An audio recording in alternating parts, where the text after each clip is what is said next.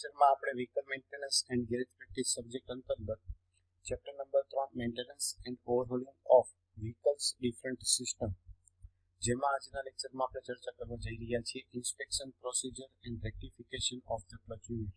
એટલે કે ક્લચ યુનિટની અંદર કોઈ પણ પ્રકારનો જે પ્રોબ્લેમ જે પેદા થાય છે તો તેના માટે તેનું ઇન્સ્પેક્શન કઈ રીતે કરવામાં આવે છે અને તેને કઈ રીતે યોગ્ય કરવામાં આવે છે તો તેના વિશેની ચર્ચા આજે આપણે જોઈશું.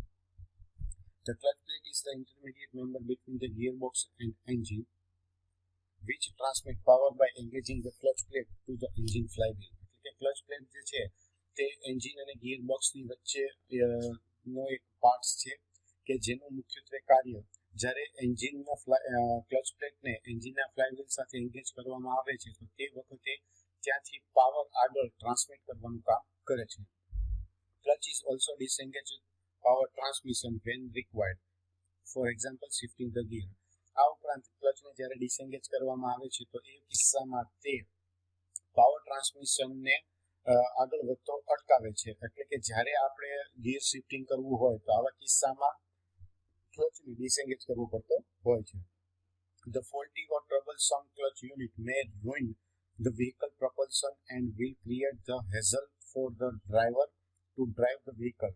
હવે જો કોઈ પણ પ્રકારની ખામી ક્લચ યુનિટની અંદર કે ક્લચ એસેમ્બલીની અંદર જોવા મળતી હોય તો આવા કિસ્સામાં વ્હીકલની અંદર જે છે તે ક્લચ પોતાનું કામ કરતું હોતું નથી, કે જેને પરિણામે ડ્રાઈવર જે છે તે ડિફિકલ્ટી અનુભવતું હોય છે જ્યારે વ્હીકલને ડ્રાઈવ કરી રહ્યો હોય એ વખતે.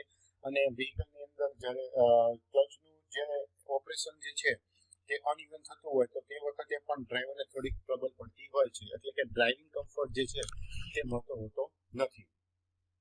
Thus clutch unit should remain in working condition all time and to ensure its efficient working regular maintenance should be done.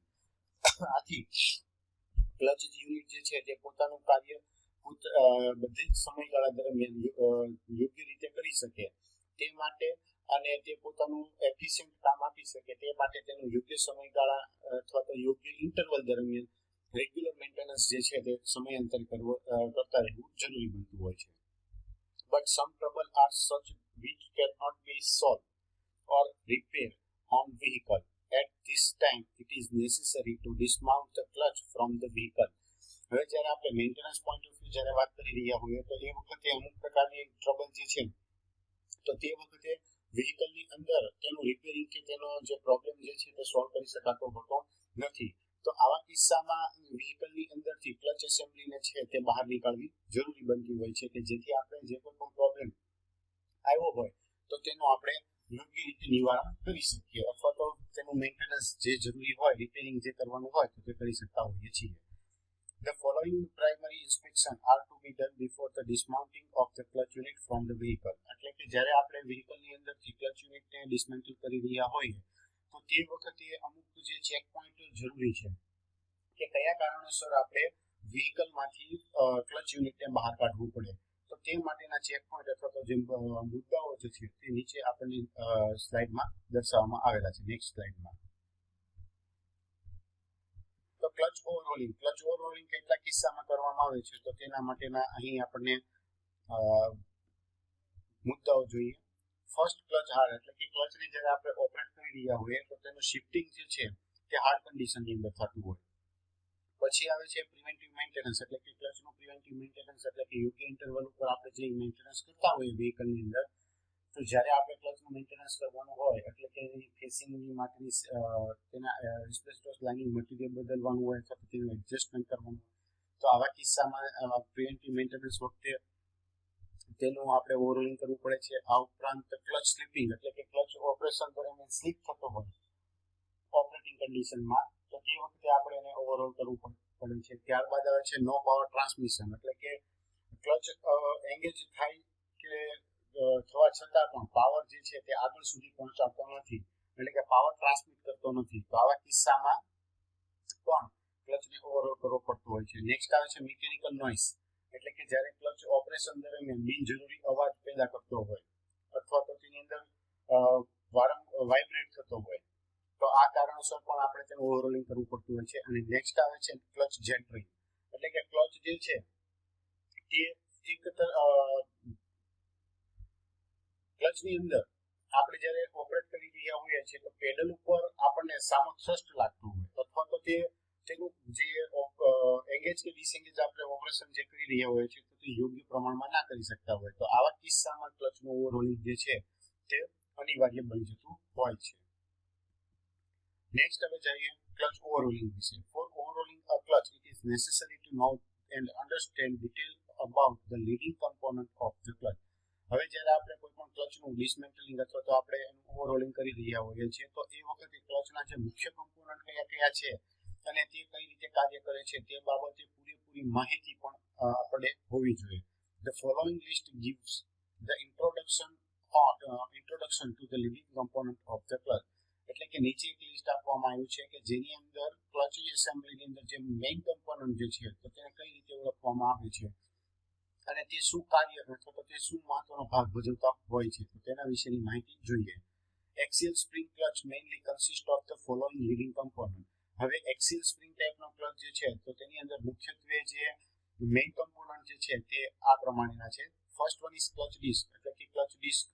It is made of asbestos or ceramic dry type clutch lining rivet together to transmit the power. Clutch disc છે તો તેના ઉપર ceramic અથવા તો asbestos ટાઈપનું dry ટાઈપનું clutch lining material જે છે તે રિવેટિંગ કરી અને લગાડવામાં આવે છે અને તેનો ઉપયોગ પાવર ટ્રાન્સમિશન સિસ્ટમમાં થાય છે. નેક્સ્ટ આવે છે pressure plate. It is made of cast iron to transmit the clamping force to friction disc. Pressure plate જે છે તેને કાસ્ટ આયર્નમાંથી બનાવવામાં આવે છે અને તે ફ્રિક્શન પ્લેટની સાથે માઉન્ટ થઈને તેને ક્લેમ્પ કરીને પાવર ટ્રાન્સમિટ કરવા માટે મદદ કરે છે. Pressure plate is held square to the flywheel by means of driving packs. એટલે કે જે ફ્લાયવ્હીલની જે ડ્રાઇવિંગ કન્ડિશન જે છે તો તેના ઉપરથી તેના જે પ્રેશર પ્લેટ જે છે તે ક્લચ પ્લેટ ઉપર પ્રેશર પૂરતું રાખે છે કે જેથી જે જ્યારે ફ્લાયવ્હીલ ફરતું હોય તો તેની મદદથી પ્રેશર પ્લેટ એસેમ્બલીને પણ સાથોસાથ ફેરવે છે. Face plate. It is staples, collarless plain disc. Ground on either side is made from the cast iron. Face plate જે છે તો તે એક પ્રકારના સ્ટેપ વિનાનું કોલર વિનાની પ્લેન ડિસ્ક છે કે જેને સાઇડની તરફથી ગ્રાઉન્ડ કરવામાં આવે છે અને તેને કાસ્ટ આયર્નના મટીરીયલમાંથી બનાવવામાં આવતી હોય છે. Driving plate. It is made of mild steel with the hole to accommodate the spring cup. હવે ડ્રાઇવિંગ પ્લેટ જે છે તેને માઇલ્ડ સ્ટીલમાંથી બનાવવામાં આવે છે અને તેમાં વચ્ચે સ્લોટ આપવામાં આવે છે કે જેને સ્પ્રિંગ કપ તરીકે ઓળખવામાં આવે છે. The clutch serial number is also punch marked on the driving plate. હવે ક્લચનો સિરિયલ નંબર જે છે તે પણ તેની ડ્રાઇવિંગ પ્લેટ ઉપર પંચ કરી અને માર્કિંગ કરવામાં આવતો હોય છે. નેક્સ્ટ આવે છે thrust pad. It is made of mild steel machine with 2 end thickness to enable the free play adjustment. Thrust pad જે છે તેને પણ આપણે સામાન્ય રીતે માઇલ્ડ સ્ટીલમાંથી બનાવવામાં આવે છે અને તેનું મશીનિંગ કરી અને તેની બે જે એન્ડ થિકનેસ જે છે તેની મદદથી આપણે ફ્રી પ્લેનું એડજસ્ટમેન્ટ સરળતાથી કરી શકતા હોઈએ છીએ. નેક્સ્ટ આવે છે clutch lever. It is made of forged steel pivot by the eccentric pin. Clutch lever જે છે તેને ફોર્જ સ્ટીલમાંથી બનાવવામાં આવે છે અને તેને એક્સેન્ટ્રિક પિનની સાથે પિવોટેડ કરીને જોડવામાં આવતું હોય છે. The clutch lever actuates the pressure plate movement through thrust pedal. અને ક્લચ લીવર એક્ચ્યુએટર જે છે ક્લચ લીવર જે છે તે પ્રેશર પ્લેટની મૂવમેન્ટને થ્રસ્ટ પેડ ઉપર એક્ચ્યુએટ એટલે કે ઓપરેટ કરવાનું કામ કરતું હોય છે. The representative diagram in below slide show the exploit view of the all component of clutch plate. એટલે કે નીચે જે સ્લાઇડ નેક્સ્ટ સ્લાઇડ જે છે તેની અંદર ક્લચ એસેમ્બલીની અંદર જે રિલેટિવ પાર્ટ અથવા તો જે કમ્પોનન્ટનો ઉપયોગ કરવામાં આવે છે તો તેના વિશેની વિગતવાર સમજ દર્શાવવામાં આવેલી છે. થોડી ડિટેલ આકૃતિ બતાવવામાં આવેલી છે. આ રીતે ક્લચ એસેમ્બલી જે છે તેની અંદર માઉન્ટિંગ કરવામાં આવતું હોય છે.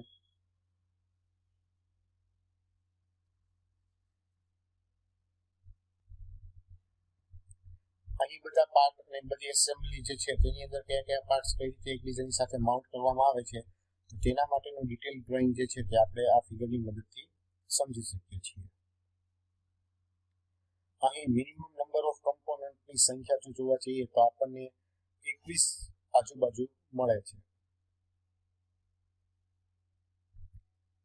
નેક્સ્ટ આવે છે two remove the clutch from the vehicle, એટલે કે વ્હીકલમાંથી કઈ રીતે ક્લચ એસેમ્બલીને રિમૂવ કરવાની. રિમૂવ ધ પ્રોપેલર શાફ્ટ, એટલે કે સૌથી પહેલા આપણે વ્હીકલમાંથી પ્રોપેલર શાફ્ટને દૂર કરી દેવાની. નેક્સ્ટ આવે છે રિમૂવ ધ ગિયર બોક્સ, એટલે કે બીજા તબક્કામાં આપણે ગિયર બોક્સને પણ દૂર કરી દેવાનો. નેક્સ્ટ આવે છે remove the wire lock from the mounting bolt. Mounting બોલ્ટની સાથે જે વાયર લોક કરવામાં આવેલા હોય છે તો તેને રિમૂવ કરી દેવાના. નેક્સ્ટ આવે છે unscrew bolt holding the clutch assembly to engine flywheel and withdraw the clutch assembly. ત્યારબાદ જે ક્લચ એસેમ્બલીને માઉન્ટ કરવામાં આવેલા બોલ્ટ હોય છે તો તેને અનસ્ક્રૂ કરી દેવાના અને ત્યારબાદ એન્જિન ફ્લાયવ્હીલથી ક્લચ એસેમ્બલીને બહાર કાઢી અને વિથડ્રો કરી દેવાની. હવે કઈ રીતે એન્જિન એસેમ્બલીથી દૂર કરવામાં આવે છે તો તેના માટે બાજુની અંદર ફિગરમાં દર્શાવવામાં આવેલું છે કે ક્લચ એસેમ્બલીને આપણે એન્જિન ઉપરથી કઈ રીતે ઉતારવામાં આવે છે. નેક્સ્ટ હવે જોઈએ mount the clutch assembly on the special tool compressor clutch spring. ત્યારબાદ ક્લચ એસેમ્બલીને સ્પેશિયલ ટૂલ કોમ્પ્રેસર જે ક્લચ સ્પ્રિંગ માટે રાખવામાં આવે છે તો તેના ઉપર તેને માઉન્ટ કરવામાં આવે છે અને કયા પ્રકારનું જે એટેચમેન્ટ છે તો તે આપણે બાજુ ફિગરમાં દર્શાવવામાં આવેલું છે.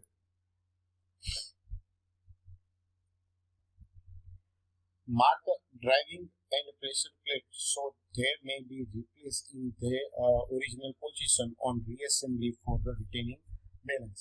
ત્યારબાદ જે ડ્રાઇવિંગ સાઇડ ડ્રાઇવિંગ પ્લેટ જે છે અને પ્રેશર પ્લેટ છે તો તેના ઉપર આઈડેન્ટિફિકેશન માર્ક કરવામાં આવે છે કે જ્યારે તેનું આપણે ઓવરહોલિંગ કર્યા પછી તેને ફિટ કરવામાં આવતું હોય તો તે વખતે તે પોતાની મૂળ પોઝિશનની અંદર ફરીથી એસેમ્બલ થઈ શકે અને આ વખતે તેની અંદર જે બેલેન્સિંગ તેનું જે કરવાનું રહેતું હોય છે તો તે પણ સાથોસાથ મેન્ટેન થઈ શકે તે રીતે તેને માર્ક કરવામાં આવે છે. અહીં આપણે જોઈ શકીએ છીએ કે આ જે એની ડ્રાઇવિંગ પ્લેટ છે અને આ પ્રેશર પ્લેટ છે તો તેના ઉપર આવી રીતે એક માર્ક કરવામાં આવ્યો હોય છે કે જેથી જ્યારે આપણે એસેમ્બલ કરી રહ્યા હોય તો આ બંને માર્ક એકબીજાની સાથે મેચ થાય તો તે રીતે તેને આપણે ગોઠવીને એસેમ્બલ કરવાની રહેતી હોય છે. Compress the clutch using the compressor clutch spring.